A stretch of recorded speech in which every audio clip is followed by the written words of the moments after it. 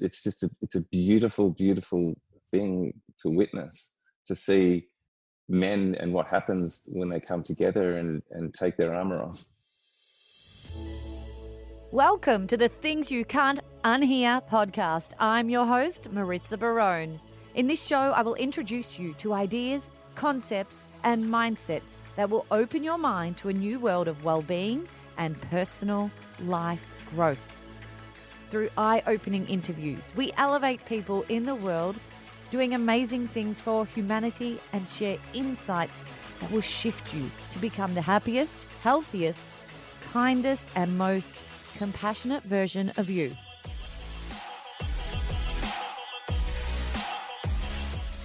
Hello and welcome to another episode of Things You Can't Unhear.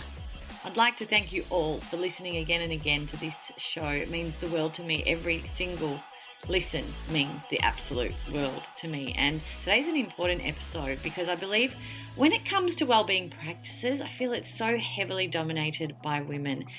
You know, you can go to any retreat or yoga class or wellness seminar or meditation event, and you'll see that the majority of people in that room are in fact females.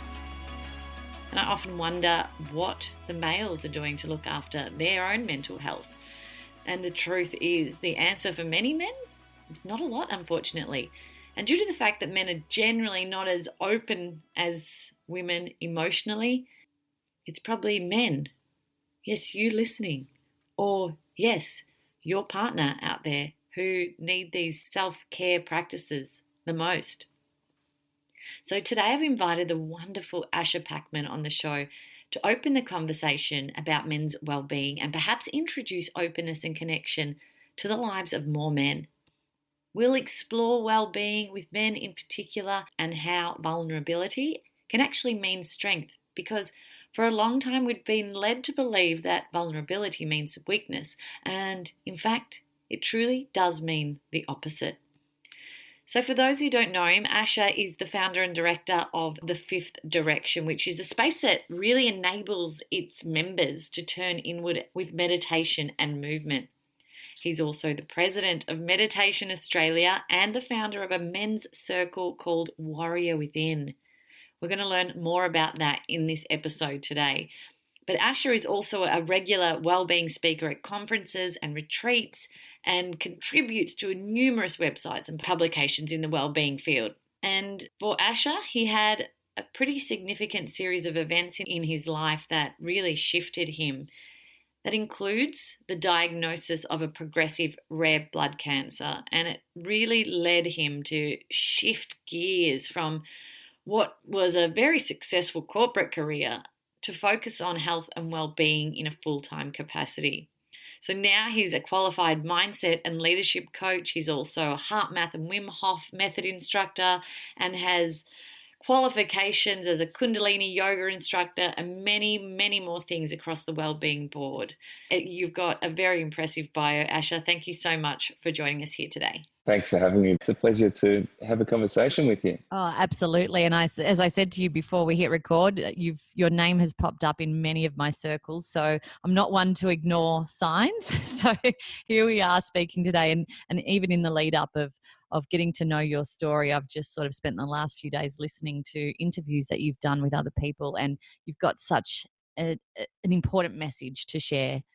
Especially to men out there who may be struggling and unable to open up or find a pathway to open up. So thank you for everything you are doing.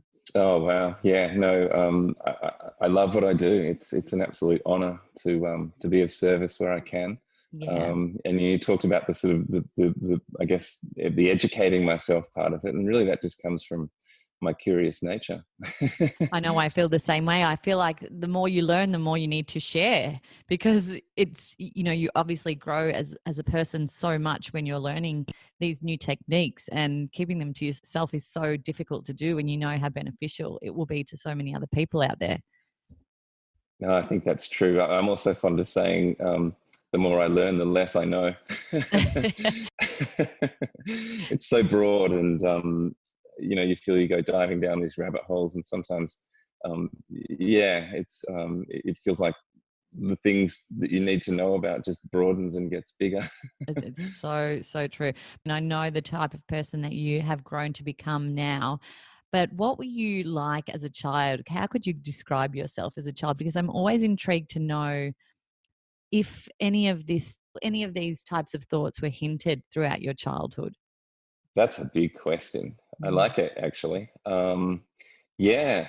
Um, I had two parents that seemed to have vastly different perspectives on the world, and I think I had a little bit of both in me. My mum was always very spiritual in her way, and was very big on nature and Mother Earth and all the bits. She was a Kundalini yogi herself. And whereas Dad was a pretty typical businessman, and teaching me kind of what I needed to do to be successful in the external world, so I guess I had a little bit of both. That's the answer. I like to, climb trees and be out in nature as much as possible and look through the eyes of my mum, but at the same time, I guess somewhat reluctantly, I was kind of looking at my future in terms of how to make my way in the world. It looks like you've taken quite a bit from both of them, which is really beautiful. But when did the curiosity, I would say, about well-being begin for you? Anyone who knows my mum, my mum's friends will be laughing at this. Yeah, she was very, very, very into it. So there was You never grew really up any around choice. There was never any choice that was going to rub off on me in some way, shape, or form. I mean, to a degree, she was quite fanatical. Actually, that it was creeping towards almost neuroticism around health and wellness. So I had to learn where to draw the line, and where to create my own, I guess, reality around it all. In saying that, do you believe that we can take our well-being too far sometimes? 100%. Yeah, absolutely. I think we humans, we tend to have this nature where we think if a little bit is good, then a lot must be better.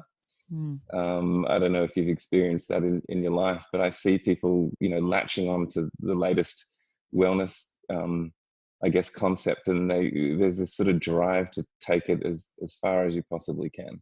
Mm. I can give you simple examples, like even I'm sure many of your listeners or some of your listeners might know the Wim Hof method, which is this idea of doing a lot of breathing and jumping into an ice bath. And what I find is that people tend to want to stay in the ice as long as they can and outdo one another and think that the longer they stay in, the better. And that's definitely not the case. Yeah. It's learning about getting in touch with your body and giving your body what it needs, and that's going to change day to day. So for example, using the ice bath analogy, like I don't use a stopwatch or anything. I just get in and listen to what my body needs, and I'm not really interested if I was in there a couple of minutes or a little bit more. It's not part of the process. It's so true when you say that. It's very interesting. And I think people, when they're going through something in their life, they're clinging on to hope that there can be positive change out there. And they think, obviously, if the more they put into it, the more they will get out of it. But I'd love to get your personal opinion on how people grow and how people really progress in their lives. Do you feel as though, and because I know you've gone through some very difficult times in your life, which we can touch on if you feel the need to share, but do you feel as though we need to go through significant pain in order to grow? I think that you have to lean into your discomfort. We can put it that way. I mean, how you define pain is another matter. But I think we grow through discomfort. I think, and as humans, we're kind of geared towards moving away from discomfort. We go towards things that are desirable and comfortable. As I say, using the ice bath once again, lying on the beach is lovely, but your body's not learning an awful lot. Maybe unless you get sunburnt, then there's a lesson. But but in the ice bath, it's not particularly something that's comfortable, but you're learning a great deal. So yeah, I think that if you want to move forward in life, you've got to go to those places which typically your mind will resist. I'd love to hear your personal experience throughout your career and also with your own personal life of what triggered you to move in a new pathway.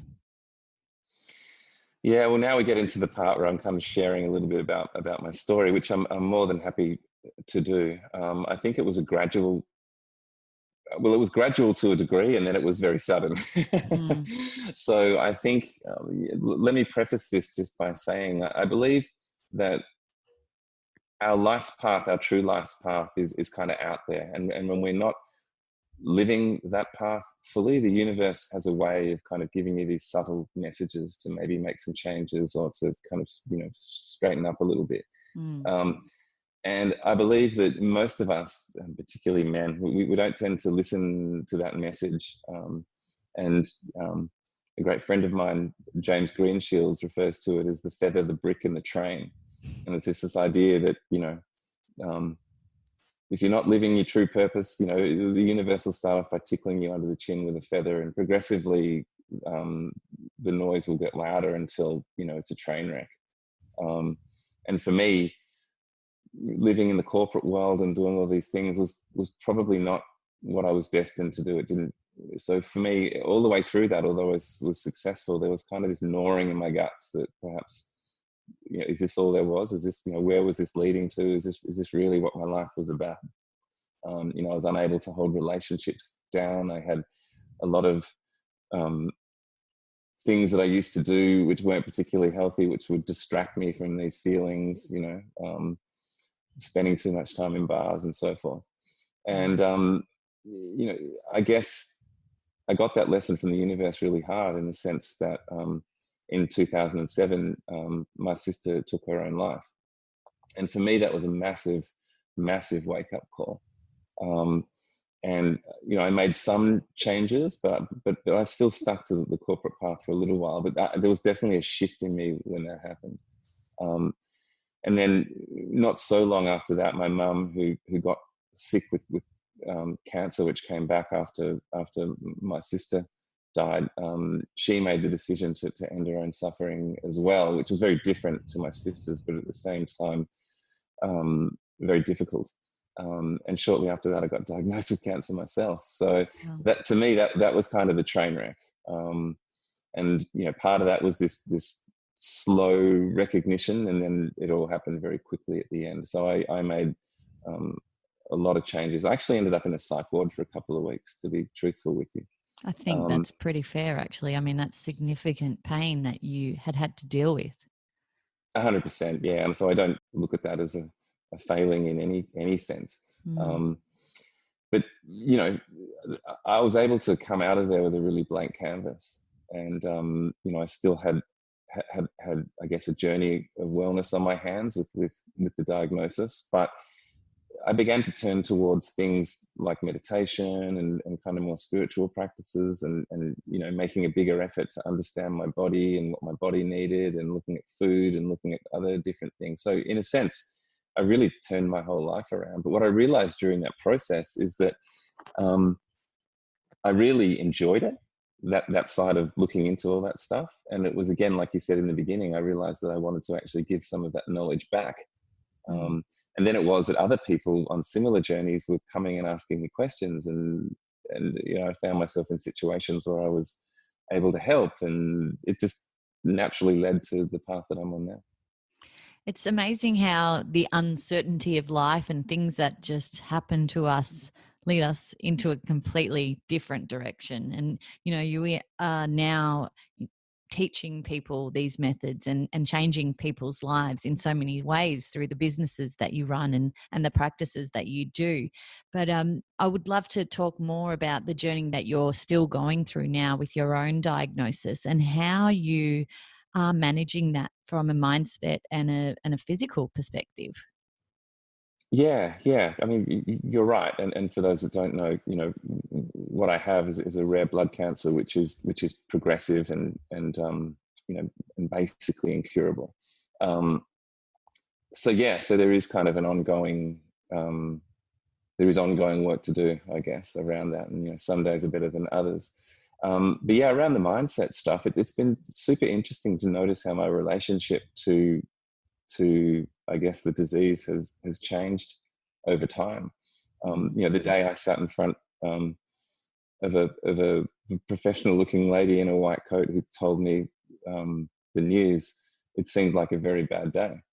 And in fact, I kind of laugh about it now, because I came out of Cabrini and I was walking back to my car and I really felt almost disassociated. It was such a strange feeling. Like you almost expect people to come up to you on the street and say, "Oh my God, I just heard the news." Like it was, because, you still feel like you're the center of the universe, but you go outside and nothing's changed. There's the guys are doing their road work and people are walking along in a hurry, looking at their phones, and the world sort of hasn't changed. And it's almost a surprise. But I got back to my car and there was a guy writing me out a parking ticket. And I sort of, I probably said a few words, which, given everything that was going on, is probably not completely unjustified. But without even looking up, he just said, "What's the matter, mate? Having a bad day?" And it was like, wow, like straight away, I've just got to learn that nothing's changed. Not in a bad way, but just in the sense that, I'm just part of something so much bigger. And whether or not I have cancer or not is kind of irrelevant. That diagnosis was in 2011, is that right? Yeah, at the end, at the end of 2010, I kind of knew that something was up. Yeah. And are you taking control of your health journey in other ways to what has been prescribed? I mean, look, at the end of the day, I'm certainly not someone who goes out and says, Western medicine is bad and all this kind of stuff. I think there's a place for everything in the healing journey. Absolutely. So for me, I'm just a firm believer in you've just got to take responsibility for your own decisions, and whatever those decisions are, you've got to own them. And because at the end of the day, what works, what doesn't work, what takes you in certain directions or other directions. If you can this was my journey, I was at the wheel. I think that whatever happens, it's okay. There's kind of no one to blame. So not that you would anyway, but so for me, it's just looking at all the available information and just trying to navigate my own course. So right now, I'm not doing chemotherapy or anything like that. That doesn't necessarily. This is right now in this moment. Yeah. In the next moment, next week, tomorrow, things might be different. I just keep my mind, very flexible, open. I think rigidity around these situations is what causes a lot of problems. And I always like to say that certainty is the enemy of learning. I don't know. I'm just doing the best I can in the moment. And right now, this is the course of action that I'm taking. And by the way, my oncologist is not pushing these things on me at the moment, because I'm sitting in this kind of gray area with the way that my blood work is at the moment. So, she's not, basically telling me that I'm doing anything wrong at this particular stage. If it reaches a point where she's very, very serious about the fact that I should be on chemo, she'll tell me. That's right. And at that stage, I need to kind of rethink. Absolutely. And, I love that you're open to exploring what your intuition is guiding you to do as well. Now, you've obviously experienced a huge amount of grief in your life over the time. What practices have helped you in the most profound ways? Because I do believe these days you teach some of these practices in something that you call death literacy. Can you talk us through that? Yeah, well, the thing that I came across initially was the practice of meditation, which I believe, really changed my life. But taking that a step further, there's mindfulness is one thing, and I think that's fabulous. This idea of, stopping in the present moment and smelling the roses, that's all terrific, fantastic, brilliant. For me, what I came across was a more heart-based practice. And this idea of kind of dropping your attention to your heart and really allowing that kind of heart wisdom to spring forth. And that was kind of a turning point for me, because I think I realized that up until that point in my life, I'd really put walls up around my heart. I'd really closed off.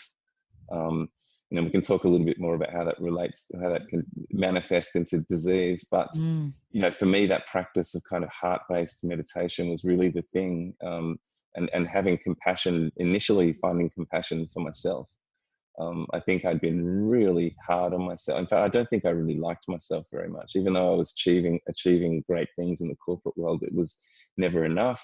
You know, and I'd be much more down on myself than I would actually having a bit of softness, a bit of self-love or self-compassion. So that process of working through that like helped tremendously.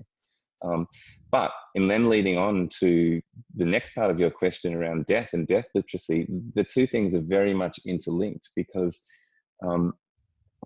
if you start to bring death into your consciousness and understand that you're only here for a finite amount of time, and that, you know, the clock's ticking and you actually don't know when your time's up. In a sense, what I like to say is we're only renting our lives from the angel of death, and she can take it back whenever she likes.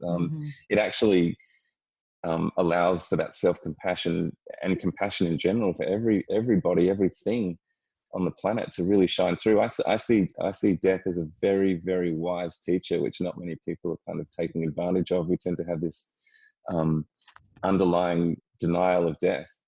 But if I can meet everybody, knowing that, you know, they're only here for a short amount of time, they're going to lose all their stuff and there's going to be suffering.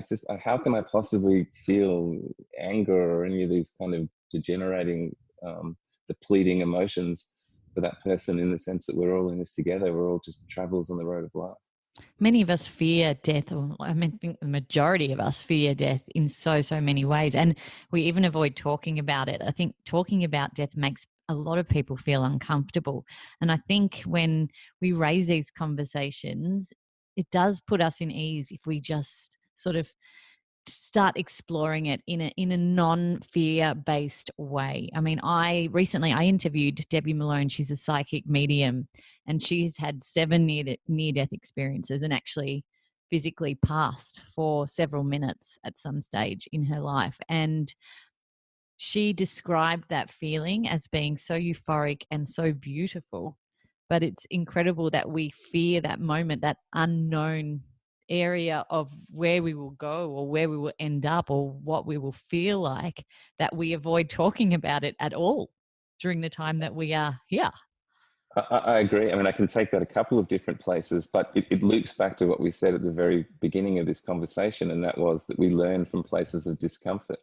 So if we're not looking at death, it's a reality. It doesn't matter whether you want to look at it and talk about it or not, it's going to happen. That's the one certainty of life, right? 100%, right?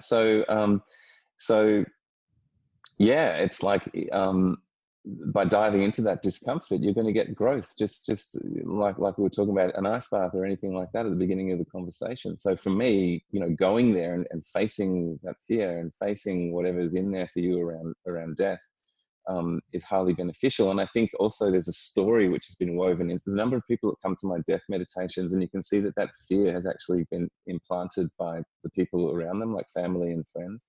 I remember one guy coming along, he was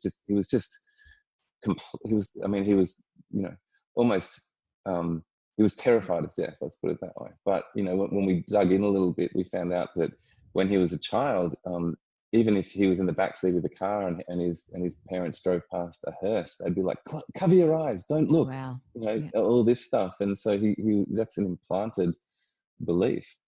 So, you know, there's work to do. Yeah. What does a death meditation entail?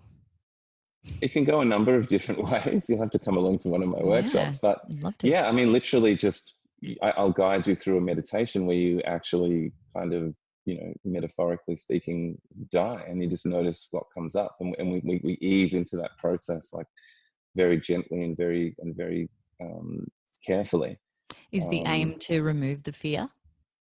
Well, not necessarily, because let's face it, Maritza, like having fear around death is fairly valid. Like, I don't think the idea is to be completely not fearing of it. It's more about understanding it. I mean, this is the thing that I say to people. It's like feel the fear and do it anyway. It's a bit the same with the ice bath, because you know there's growth in there and it's a reality anyway. So, you know, I don't think there'd be too many people in the world who could genuinely say that they don't that they have zero fear about death. There's something inaccurate about that statement. Yeah, But it's feeling that fear and being okay with it. Maybe lessening it to a degree if it's really causing issues in your life which are unbearable. But it's working with that fear as opposed to working against it. Interesting. Look, I want to talk deeply about men in particular and well-being, because I know in my circles and what I've seen and experienced, there's so much focus on women, and it just, whether that's intentional or whether it's women who just have more interest in well-being and yoga or meditation, for example. I know my husband recently went on his first silent retreat, and everyone else was female. He was the only male there, and he actually felt quite comfortable being around females in that situation. To be honest, I think he'd probably feel more comfortable around women in that situation than other men. But I think it's so important that we introduce the idea of well-being and health and wellness and even spirituality to men to make them feel more comfortable with exploring it. And I know you do that so much in your work. How do we make men go out of their comfort zone and take the first step into exploring some more self-love within themselves and exploring the idea of well-being? I think if you talk to the average guy about well-being, he'd probably say that he's doing it, but it's possibly more masculine activities like lifting weights in the gym and things like that. So yeah, I mean, I have to laugh at myself because in my corporate career, I was involved in comms and marketing and PR, which is an industry which is like 85% women, and now I've moved into meditation and spiritual and yoga, which is like about the same. So maybe there's something inside me which just wants to hang out with women, but it's still not a bad thing. Not a bad thing. Not a bad thing. Yeah, but yeah, I mean, no, but you definitely are helping a lot of men out there introduce more well-being into their lives in a more deeper way, rather than going to the gym and working out, or playing a team sport or doing things like that, where you're allowing men to connect more deeply with their emotional side, aren't you? Yeah, and interestingly enough, this men's group that I started in 2017, which is called Warrior Within, and obviously looking at a very different side of the warrior, which is the warrior that we often see in society. It's moving away from that shadow warrior and moving into that true inward looking, golden warrior, if you will. This one that comes from a place of love. As opposed to fear or anger or whatever else is residing in there. But what I was saying was this group actually started. It was more of a men's meditation group, nothing more, nothing less, because I wanted to give guys an opportunity to come and spend time in a space that wasn't so dominated by that feminine energy. Like what I was hearing from a lot of guys is, look, I want to get into meditation, but when I go to the yoga studio, it's invariably run by women, and there's a very feminine energy in there with the flowers and the fragrances and all, which is all fantastic, but they didn't kind of feel like they could get in touch with their inner workings as a man in that environment, and also didn't really want to be overly vulnerable in that space, and certainly not sharing their innermost feelings. And it was really successful, like right from the get-go. We had a room full of guys just saying, I've been looking for this for a long time. And it kind of built from simply just having a collective where we could just come and meditate together as a group, to actually having some direction and process about it. And the sorts of guys that were coming, the issues were all very, very similar. I mean, they came from all sorts of, all walks of life. All different parts of society, and yet there was this common denominator that ran through every single man in the room. And once we were able to tap into that, then everything just fell away. And that group, some guys that are in the Warrior Within group have been with me, and we've been together as working in this brotherhood since then, 3 years ago. But it's grown up to over a couple of hundred guys now, and it's a beautiful, beautiful thing to witness, to see men and what happens when they come together and take their armor off.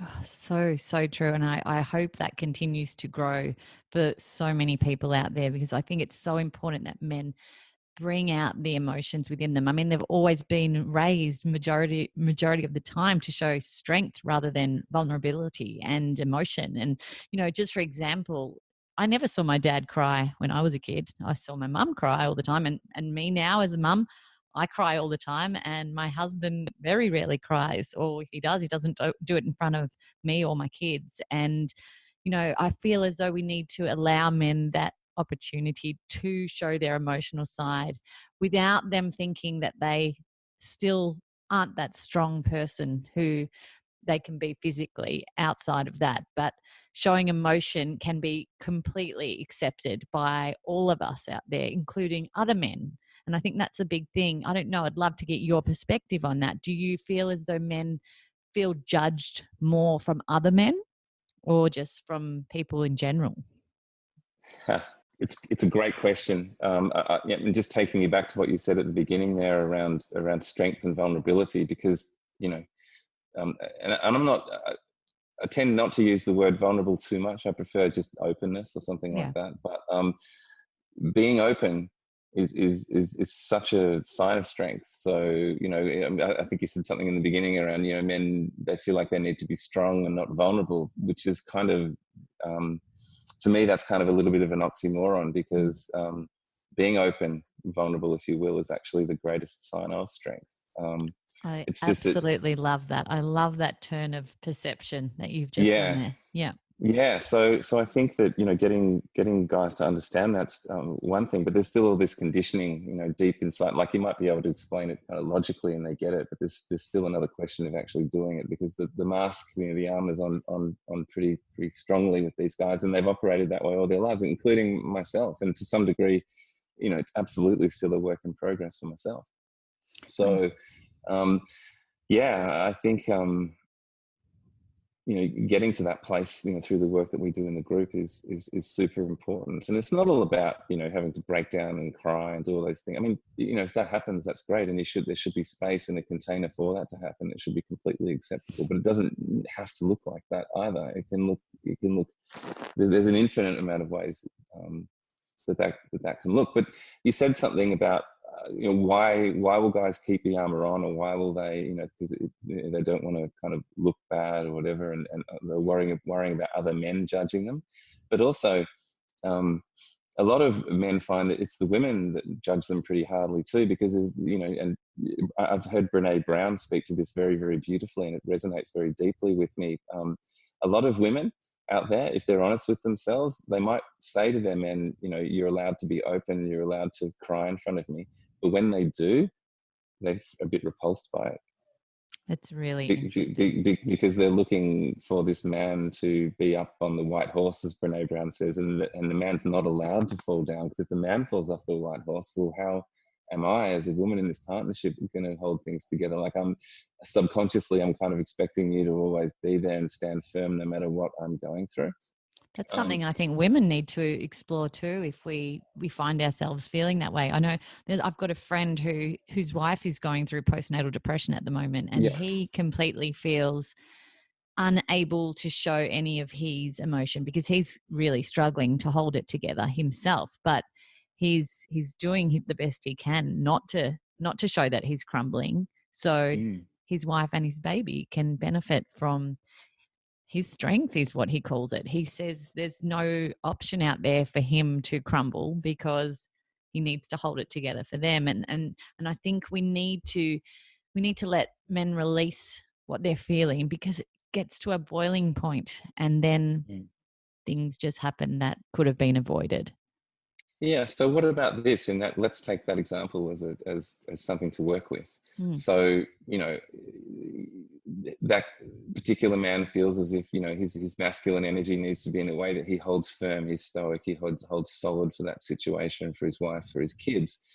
And that's fine. It's part of the masculine energy to do that. But what if he came and sat in a men's circle amongst other brothers and was able to let go and surrender to all these emotions and let it all come out and do it there in that setting, so that then when he returns home, he's able to kind of, keep doing what needs to be done, like the warrior inside him keeps moving forward, keeps doing exactly what needs to be done.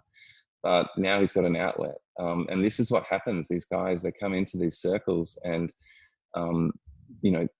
find this place where they can truly be themselves, maybe for the first time in their lives. And what so many men say to me is, I didn't realize how much I craved being around other men and being seen, being seen as who I really am, rather than this role I'm playing in life, like as a brother or a father or a colleague or a husband or whatever, which is, it's you, but it's not really you. And this is why so many men crumble, because if you lose touch with who you really are and adjust these roles, when one of these roles is taken away, like a divorce, or you lose your health, or you lose your job, then you feel like you've lost everything. And these men then, start to resort to suicide. And that's why, we have such high suicide rates for men in this country versus women, although that's another interesting conversation. Because if you add in suicide attempts, we're about the same. Wow. Yeah, and I often hear, a lot of noise around, 3/4 of the suicides in this country are men. But I'm like, yeah, but, let's look at getting to that place of feeling suicidal, which is possibly more important, or at least as important. Then gender doesn't have a role. Then we're all the same. It's about the same. It's interesting when you hear the stats of women need to speak 20,000 words a day and men need to speak 5,000 words a day in order to feel heard. And I think choosing what those words are is so critical to our health and our well-being, in my perspective. What you're doing is so instrumental for men and their health. So I really commend you in doing that. And as I said earlier, I hope it grows. And I hope men who are listening to this today, or women who have men in their lives that are listening to this today, can introduce this to them and invite them to go and experience a men's circle, or introduce them to potentially other men who would open up together and start a conversation together and a connection. I'd love to know. I know you're a parent as well. You've got a 5-year-old, is that right? I do. You've done a lot. You've done your homework. Yeah, I have. Well, I did. I actually stalked your Instagram earlier, and I saw the most beautiful poem that you had shared when your son started school recently. And I want to know whether you bring what you do into your parenting as well. But I'd love to read this poem out first so people can listen to it. Do you mind if I share the words from William Martin that you put on your Instagram page? Absolutely. Go ahead. Okay. Do not ask your children to strive for extraordinary lives. Such striving may seem admirable, but it is the way of foolishness. Help them instead to find the wonder and the marvel of an ordinary life. Show them the joy of tasting tomatoes, apples, and pears. Show them how to cry when pets and people die. Show them the infinite pleasure in the touch of a hand, and make the ordinary come alive for them. Let the extraordinary take care of itself. So, so beautiful. I actually copy and paste that into an email and sent it to my husband before. And, as a parent, that just makes you choke up, because you think it can be so simple when we put it in a perspective like that. Do you bring that into your everyday parenting life, all of these things that you have learned? Look, I do my best. I mean, like all parents, I trip up, and then I apply a lot of guilt to that, which I try not to do. I hear you. Yeah. But yeah, I mean, look, that's the thing. And it's really interesting for me, particularly with my health situation. I don't know how much, none of us do really, but I guess it just puts an extra, underlines it a little bit more for me. Not knowing how much time you have left with your child, and even you don't know what how the arc of their life is going to pan out either. And it's like, it's just basically being as fully present with my son in every moment to the best of my ability. And as I said, that can look messy and it's not always perfect, but the intent is there, and I absolutely love all the time that I get to spend with Jack, which is actually quite a lot because of the nature of my work. You know, Jack's mum and I are not together, but we just live literally less than 100 meters apart. You know, and we have a relationship that works pretty well for him.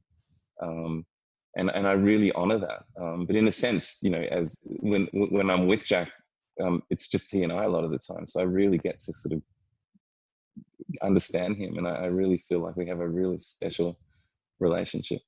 I think you'll probably have a wonderful young man on your hands through all of the teachings that you are offering to other men. You get to raise a man of your own from the very beginning. So that's sort of exciting, don't you think?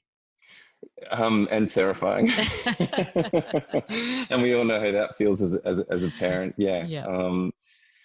It's a beautiful thing. And, you know, I see both his mum and him as gurus for me. You know, it's interesting. I mean, obviously, you know, his mum and I are no longer together, you know, for reasons, but at the same time, that's where so much teaching and so much learning has been for me. It's like, even with family, I mean, I remember Ram Dass saying, if you think you're enlightened, you know, go and spend a week with your family. And it's like, sometimes, you know, showing up and all the work that you've done, you know, it's the people that are closest to you that often kind of shine the light on areas that still need work. And my son does that to me. He's just a beautiful little guru without even knowing it. Oh, so beautiful. I know I've asked you a lot of big questions today, and I apologize for that, but you have been so amazing at answering them so beautifully. And I have one last question for you, and it is a big one, but it is really around the collective and what your biggest hopes are for humanity. I feel like at the moment the world is in a very strange place. So much going on around the world, and I feel like there is a shift with people at the moment too, trying to really connect within themselves a lot more. But if you were to be asked that question, which you are right now, what are your biggest hopes for humanity? Well, you know, let me put it this way. I think we've talked a lot about this idea of growing from being in discomfort, and the universe will give you the lesson at the level that you need to hear it. Well, that is also happening at a collective consciousness level as well. And I think that humanity, all of us, you, me, every single person on the planet right now, is going through a collective rite of passage. And we, you know, I'm big on talking about rites of passage with the men, you know, from boyhood to manhood, and how there needs to be this kind of process of initiation. I really, really fiercely believe that this is what's happening at a collective level for humanity right now. And if you think about it in Australia, well, you know, trial by fire. You know, and fire is also, you know, very symbolic in many ways. You know, for example, the Roman word focus actually means sacred fire. And so for me, it's kind of been a bit of a mantra of mine from the beginning of the year when all these fires started to play out. It's about, you know, whenever I see all this stuff, you know, reading in the papers or whatever, it come back to focus, you know, and this idea of this sacred fire. So yeah, for me, you know, my hopes are is that, you know, we move through this rite of passage collectively, and come out the other side having learnt from this period of discomfort, and you know, becoming collectively, I guess, enlightened through the process. And what awaits could be blissful and wonderful if we're able to successfully navigate these difficult times. I know I promised that was the last question, but if you could speak to yourself 10 years ago and to men who may be in that position of where you were at 10 years ago to kickstart a well-being adventure or a journey, what would you say to someone in that position? If I was to say something to myself from 10 years ago or 15 years ago, it would be stop taking everything so seriously. You know, I just was too invested in the seriousness of life and needing these things to come together and all to work in a certain way for me. And I just needed to just lighten up, you know, and just trust in the process and trust in something bigger than me. Even if I can't see the answers, I can't see how I can get from here to there. Just trust in the process, and along the way, just be lighter. Laugh more, and don't take everything so seriously.